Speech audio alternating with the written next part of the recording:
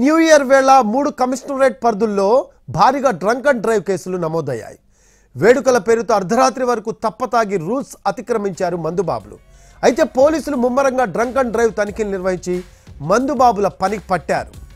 మొత్తం హైదరాబాద్, సైబరాబాద్ కమిషనరేట్ల పరిధిలో కలిపి 2700కు పైగా డ్రంక్ అండ్ డ్రైవ్ కేసులు నమోదు చేశారు. ఇందులో అత్యధికంగా హైదరాబాద్లో 1500కు పైగా కేసులు నమోదవగా సైబరాబాద్లో 1241 కేసులున్నాయి. అటు రాచకొండలో 517 కేసులు నమోదయ్యాయి. ముఖ్యంగా సైబరాబాద్ పరిధిలో నమోదైన కేసుల్లో 279 మందికి బ్రీత్ అనలైజర్ కౌంట్ 150కి పైనే వచ్చింది. 51 మందికి 300 పైన రీడింగ్ వచ్చిందంటే ఏ స్థాయిలో తాగి రోడ్డెక్కారో అర్థమవుతోంది. అత్యధికంగా మియాపూర్లో 253, కూకట్పల్లిలో 123 కేసులు నమోదయ్యాయి.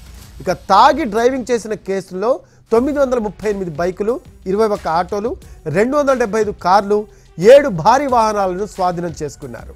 పలు చోట్ల పోలీసులతో వాహనదారులు వాగ్వాదానికి దిగారు. అయితే జంట నగరాల్లో ఎలాంటి అవాంఛనీయ సంఘటనలు చోటు చేసుకోకుండా పోలీసులు చర్యలు తీసుకున్నారు.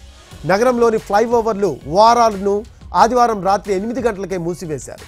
పివి ఎక్స్ప్రెస్ వేపై విమానం టికెట్ ఉన్న వారికి మాత్రమే అనుమతినిచ్చారు.